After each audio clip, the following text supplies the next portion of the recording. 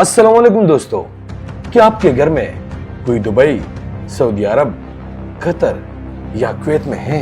तो सुनो, पाकिस्तान की सारी फैक्ट्रियां बंद कर दो, कोई फर्क नहीं पड़ेगा।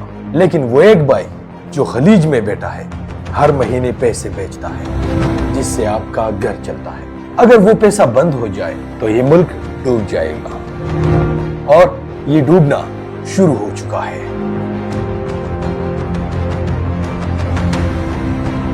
अस्सलाम वालेकुम दोस्तों, मैं सलमान जान हूँ।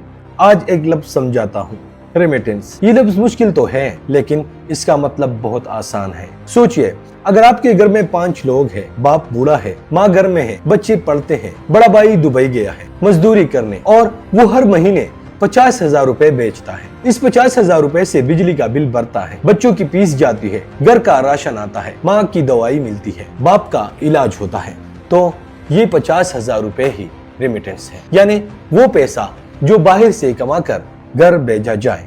अब जरा बड़ी तस्वीर देखते हैं। पाकिस्तान में ऐसा घर सिर्फ आपका नहीं है, ऐसे घर लाखों नहीं करोड़ों में है। पाकिस्तान के 60 लाख से ज्यादा लोग सऊदीया में हैं, दुबई में हैं, कतर में हैं, कुवैत में हैं, और ये सब हर महीने पैसे घर बेचते हैं। क्या आपको पता है कि ये सब मिलकर पूरे साल में कितना पैसा बेचते हैं? 40 अरब डॉलर हर साल। 40 अरब डॉलर, ये रकम इतनी बड़ी है कि पाकिस्तान की सारी फैक्ट्रियां, सारी दुकानें, सारी बरामदात, ये सब मिलकर भी इतना नहीं कमाती। यानी हमारा मुल्क इन भाइयों के कंधों पर चलता है जो खलीज में बैठकर मेहनत करते हैं और घर बेचते हैं। अब सवाल ये है कि ये पैसा कब बंद हो सकता है? जब भी खलीज में कोई बड़ा खतरा या कोई मसला आता है, जब वह कारोबार बंद हो, जब कंपनियां मजदूरों को निकाले, जब हमारे भाई को घर वापस भेज दिया जाए, तो वो पैसा जो हर महीने घर आता था वो आना बंद हो जाता है। और जब वो पैसा बंद हो जाए तो क्या होगा? घर का राशन कैसे आएगा? बच्चों की फीसें कहां से देंगे? माँ की दवाई कैसे मिलेगी? और ये सिर्फ आपके घर की बात नहीं है, ये इन करोड़ों घरों की बात है जिनके घर का चूल्हा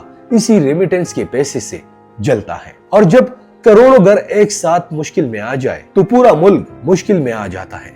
अब एक सवाल पूछता हूँ, 60 साल से हमारे भाई खलीज जाते हैं, 60 साल से पैसे बेचते हैं, और 60 साल से इस मुल्क को चलाते हैं, लेकिन किसी हुकूमत ने कभी ये नहीं सोचा कि अगर कल खलीज में मसला आए, अगर कल हमारे भाइयों को वापस भेज दिया जाए तो हम क्या करेंगे? मुल्क के अंदर रोजगार क्यों नहीं बनाया ताकि ये भाई यहाँ काम कर सके, यहाँ कमा सके और मजबूरी में बाहर ना जाना पड़े? क्योंकि सोचना मुश्किल है और वोट लेना आसान है। मैं सलमान जान हूँ और ये मेरी जमीन है, और हमारे इलाके से सबसे ज्यादा लोग खलीज जाते हैं। हमारे घरों से, हमारे मोहल्लों से, हर गली में कोई ना कोई बाहर है। इसलिए आज ये वीडियो बनाई है, ना किसी पार्टी के लिए, ना किसी लीडर के लिए, बल्कि उस माँ के लिए जो हर महीने पूछती है, बेटा पैसे भेजिए, और इस भाई के लिए जो दुबई में बैठा है और सोच रहा है इस महीने घर क्या भेजूं। ये रेमिटेंस नहीं है, ये पैसा नहीं है, ये हमारी जिंदगी है। ये वीडियो शेयर करें